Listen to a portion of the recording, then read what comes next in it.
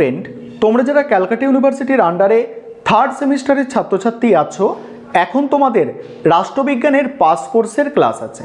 আজকের ক্লাসে তোমাদের 15 নম্বরের একটা গুরুত্বপূর্ণ বড় প্রশ্নের উত্তর নিয়ে আলোচনা করব। প্রশ্নটা হচ্ছে, ভারতে কেন্দ্র ও রাজ্যের মধ্যে শাসনতান্ত্রিক ক্ষমতার বন্টন আলোচনা করো। প্রশ্নটা একটু ঘুরিয়েও আসতে পারে যে ভারতীয় যুক্তরাষ্ট্রে কেন্দ্র ও রাজ্যের মধ্যে প্রশাসনিক সম্পর্ক আলোচনা করো। দুটো ক্ষেত্রেই কিন্তু অ্যান্সারটা সেম হবে, অর্থাৎ প্রশ্ন দুটোর উত্তর কিন্তু একই হবে। তোমরা প্রশ্নের উত্তরটা বুঝে নেবে। তার আগে সংক্ষেপে বিষয়বস্তুটা একটু তোমাদের বলে দেব। আরেকটা বিষয় এখানে বলার আছে তোমাদের, যে বিগত বছরগুলির মতো এবছরেও তোমাদের জন্য অনলাইন কোচিং ক্লাস চলছে। তোমরা যারা অ্যাডমিশন নিতে চাইছো, যে নম্বরটা তোমরা স্ক্রিনে দেখতে পাচ্ছ, এই নম্বরে যোগাযোগ করে অ্যাডমিশন নিতে পারো। চলো সংক্ষেপে আজকে বিষয়বস্তুটা একটু বলে দিই তোমাদের। প্রশ্নটা ছিল, ভারতে কেন্দ্র ও রাজ্যের মধ্যে শাসনতান্ত্রিক সম্পর্ক। প্রথমেই তোমাদের মনে রাখতে হবে যে ভারত একটা যুক্তরাষ্ট্র, অর্থাৎ যুক্তরাষ্ট্র মানে কি, এখানে একটা কেন্দ্র সরকার আছে এবং বিভিন্ন রাজ্যে রাজ্য সরকারগুলি আছে।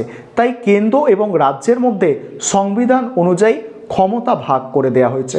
ক্ষমতা ভাগ করা হয়েছে তিনটে তালিকার মাধ্যমে: কেন্দ্র তালিকা, রাজ্য তালিকা এবং যুগ্ম তালিকা। এই তিনটে তালিকার মাধ্যমে কেন্দ্র এবং রাজ্যের মধ্যে ক্ষমতা ভাগ করে দেওয়া হয়েছে। তবে বেশিরভাগ ক্ষেত্রেই দেখা যাচ্ছে যে কেন্দ্র সরকার বেশি ক্ষমতা ভোগ করছে। সেটাই আমাদের আলোচ্য বিষয়, যে এখানে সংবিধানের কিছু ধারায় কেন্দ্র এবং রাজ্যের মধ্যে ক্ষমতা ভাগ করে দেওয়া হয়েছে। যেমন 73 নম্বর ধারায় কি বলা হয়েছে সেটা জানতে হবে, 162 নম্বর ধারায় কি বলা হয়েছে সেটা জানতে হবে, এবং 256 থেকে 263 নম্বর ধারাগুলো জানতে হবে। এবার তোমরা প্রশ্নের উত্তর অর্থাৎ নোটসটা দেখে নাও।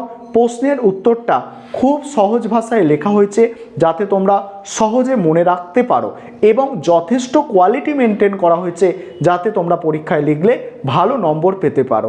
চলো আজকে প্রশ্নের উত্তরটা দেখো, এবং তোমরা যারা অ্যাডমিশন নিতে চাইছো, স্ক্রিনে যে নম্বরটা দেখতে পাচ্ছ, এই নম্বরে যোগাযোগ করে অ্যাডমিশন নিতে পারো। চলো আজকে প্রশ্নের উত্তরটা দেখে নাও। এবারে তোমরা প্রশ্নের উত্তরটা দেখে নাও।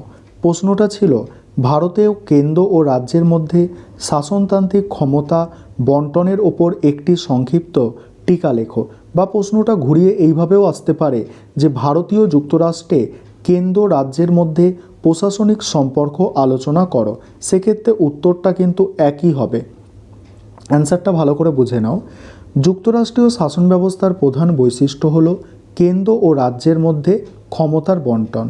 অধ্যাপক ডাইসির ভাষায় বলা যায়, the distribution of power is an essential feature of federalism. তাই যুক্তরাষ্ট্রে কেন্দ্র ও রাজ্যের মধ্যে শাসন সংক্রান্ত, আইন সংক্রান্ত ও অর্থ সংক্রান্ত ক্ষমতার বন্টন ব্যবস্থা থাকে। তবে এদের মধ্যে শাসন সংক্রান্ত ক্ষমতা ভাগ করে দেওয়ার দিকে বিশেষ জোর দেওয়া প্রয়োজন। কারণ কেন্দ্র ও রাজ্য সরকারকে নিজ নিজ দায়িত্ব পালন করতে হয়। সেই দায়িত্ব পালন করতে উভয় কাজের সীমারেখা স্পষ্টভাবে থাকা দরকার। তারপর কি বলা হচ্ছে দেখো, ভারতের সংবিধান রচয়িতারা একথা চিন্তাভাবনা করে প্রশাসনিক ক্ষমতা উভয়ের মধ্যে ভাগ করে দিয়েছে। সেই সঙ্গে জাতির বৃহত্তর স্বার্থের প্রেক্ষাপটে উভয়ের সম্পর্ক নির্ধারণ করে গেছেন। তবে সম্পর্কের ক্ষেত্রে কেন্দ্রের প্রাধান্য এমনভাবে প্রতিষ্ঠা করে গেছেন, যার ফলে অঙ্গরাজ্যের স্বাধীনতা অনেকখানি ক্ষুণ্ণ হয়েছে। কেন্দ্র ও রাজ্যের প্রশাসনিক এখতিয়ার সম্পর্কে আলোচনা করা হয়েছে সংবিধানের 73, 162 এবং 256 থেকে 263 নম্বর ধারাগুলিতে। এবারে প্রত্যেকটা ধারায় কি বলা হয়েছে সেটা তোমরা দেখে নাও। প্রথমে দেখো 73 নম্বর ধারা, সেখানে কি বলা হয়েছে, সংবিধানের 73 নম্বর ধারা অনুসারে সংসদ বলতে এখানে পার্লামেন্ট, যেসব বিষয়ে আইন প্রণয়ন করার অধিকারী, কেন্দ্রীয় সরকারও সেই সব বিষয়ে প্রশাসনিক ক্ষমতা ভোগের অধিকারী। আবার ভারত সরকার সন্ধি বা চুক্তির ব্যাপারে সেই সব ক্ষমতা বা এখতিয়ার ভোগ করে, সেই বিষয়ের ক্ষেত্রে কেন্দ্রীয় সরকারের প্রশাসনিক ক্ষমতার এখতিয়ার প্রসারিত। এবারে 162 নম্বর ধারায় কি বলা হয়েছে দেখো, সংবিধানের 162 নম্বর ধারায় বলা হয়েছে যেসব বিষয় সম্পর্কে রাজ্যের আইন তৈরি করার ক্ষমতা আছে সেই সব বিষয় সম্পর্কে রাজ্য সরকার শাসন ক্ষমতা প্রয়োগ করবে। যুগ্ম তালিকার মধ্যে যে বিষয়গুলি আছে সেই সম্পর্কেও শাসন কার্য পরিচালনার ক্ষমতা রাজ্যের হাতে থাকবে। তবে এ ব্যাপারে পার্লামেন্ট আইন করে কোনো বিষয়ে শাসনের দায়িত্ব নিজে নিয়ে নিতে পারে। এখানে এই ডাঁড়িটা দেওয়ার দরকার নেই, বিষয়ে শাসনের দায়িত্ব নিজে নিতে পারে। তারপরে দেখো 256 নম্বর ধারা। এই ধারায় বলা হয়েছে রাজ্যের শাসন ক্ষমতা এমনভাবে পরিচালিত হবে যাতে পার্লামেন্টের তৈরি আইনের সঙ্গে তার সামঞ্জস্য থাকে। কেন্দ্রীয় সরকার এই উদ্দেশ্যে রাজ্য সরকারকে নির্দেশ দিতে পারে। তারপরে 257 নম্বর ধারা দেখো। এই ধারায় বলা হয়েছে রাজ্যের শাসন ক্ষমতা এমনভাবে প্রয়োগ করতে হবে যাতে কেন্দ্রের শাসন ক্ষমতা প্রয়োগের সঙ্গে তার কোনো বিরোধ না ঘটে। এক্ষেত্রে প্রয়োজন হলে কেন্দ্রীয় সরকার রাজ্য সরকারকে নির্দেশ দিতে পারবে। এই ধারায় আরও বলা হয়েছে সামরিক দিক থেকে গুরুত্বপূর্ণ যোগাযোগ ব্যবস্থা গড়ে তোলা বা রাজ্যে অবস্থিত রেলপথের সংরক্ষণের জন্য কেন্দ্রীয় সরকার রাজ্য সরকারকে নির্দেশ দিতে পারে। এই কাজের জন্য যে অতিরিক্ত ব্যয় হবে তা কেন্দ্রীয় সরকার দেবে। তারপরে 258 নম্বর ধারা। এই ধারায় বলা হয়েছে রাষ্ট্রপতি কোনো রাজ্যের সম্মতি নিয়ে রাজ্য সরকারকে বা তার কর্মচারীর ওপর কেন্দ্রীয় সরকারের শাসন সংক্রান্ত কিছু কাজের দায়িত্ব দিতে পারে। এর জন্য যা ব্যয় হবে তা কেন্দ্রীয় সরকার দেবে। অনুরূপভাবে রাজ্যপাল কেন্দ্রীয় সরকারের অনুমতি নিয়ে রাজ্যের শাসন বিভাগকে কিছু দায়িত্ব কেন্দ্রীয় সরকারের হাতে দিতে পারে। তারপরে 262 নম্বর ধারা। 262 নম্বর ধারায় কি বলা হয়েছে দেখো। অন্তরাজ্য মানে দুটো রাজ্যের মধ্যে, ঠিক আছে, অন্তরাজ্য নদী উপত্যকা বিষয়ে সৃষ্টি বিরোধগুলির মীমাংসার ক্ষেত্রে কেন্দ্রই অধিক ক্ষমতার অধিকারী।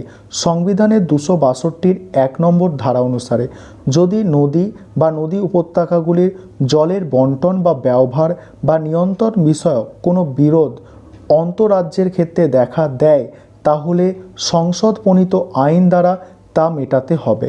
সংবিধানের 262 2 নম্বর ধারা অনুসারে এইরূপ কোনো বিরোধ বা অভিযোগের বিষয়গুলিকে সংসদ আইন করে সুপ্রিম কোর্ট অথবা অপর কোনো আদালতের এখতিয়ারে অপর কোনো আদালতের এখতিয়ার বহির্ভূত বিষয় হিসাবে রাখতে পারে। তারপরে 263 নম্বর ধারায় কি বলা হচ্ছে দেখো। এই ধারায় বলা হয়েছে কেন্দ্র ও রাজ্যের মধ্যে সহযোগিতার উদ্দেশ্যে রাষ্ট্রপতি প্রয়োজন মনে করলে একটি আন্তঃরাজ্য পরিষদ গঠন করতে পারবেন। এই পরিষদ বিরোধের কারণ অনুসন্ধান করে রাষ্ট্রপতিকে জানাবে। তারপর দেখো সমালোচনা কি বলা হচ্ছে। সমালোচকরা বলেছেন যেভাবে কেন্দ্র ও রাজ্যের মধ্যে শাসন সংক্রান্ত ক্ষমতার বন্টন করা হয়েছে তাতে কেন্দ্রীয় সরকারের প্রাধান্য প্রতিষ্ঠিত হয়েছে। এটি যুক্তরাষ্ট্রীয় আদর্শের বিরোধী, কারণ যুক্তরাষ্ট্রের মূল নীতি হল অঙ্গরাজ্যের স্বাতন্ত্র্য রক্ষা করা, কিন্তু ভারতের ক্ষেত্রে তা হয়নি, কারণ কেন্দ্রের নির্দেশে রাজ্যের শাসন চালাতে হবে। শুধু জরুরি অবস্থার সময় নয়, স্বাভাবিক অবস্থাতেও কেন্দ্রের নির্দেশ মানতে হবে।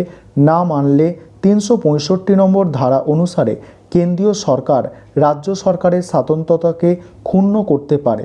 যেমন 1968 সালে কেরালার সরকার কেন্দ্রের নির্দেশ অমান্য করায় সরে যেতে হয়েছিল। তারপর দেখো মূল্যায়ন। সমালোচিত হলেও অধ্যাপক পাইলি মনে করেন ভারতে নানা ভাষা নানা মতের মধ্যে ঐক্য সাধনের জন্য শক্তিশালী কেন্দ্রীয় সরকারের প্রয়োজন। অতীতে শক্তিশালী কেন্দ্রীয় সরকারের অভাবে আমরা আক্রান্ত হয়েছি, স্বাধীনতা বিপন্ন হয়েছে, তা যাতে আর না হয় তার জন্য কেন্দ্রীয় সরকারকে শক্তিশালী করা হয়েছে। তবে ক্ষমতার যাতে অপব্যবহার না হয় সেদিকে লক্ষ্য দেওয়া প্রয়োজন, কারণ রাজ্যের স্বাতন্ত্র্য ক্ষুণ্ণ হতে থাকলে বিচ্ছিন্নতাবাদ জন্ম নেবে। সংবিধান রচয়িতারা নিশ্চয়ই চায়নি যে ক্ষমতার অপব্যবহার হোক। এই ছিল তোমাদের আজকের ক্লাস।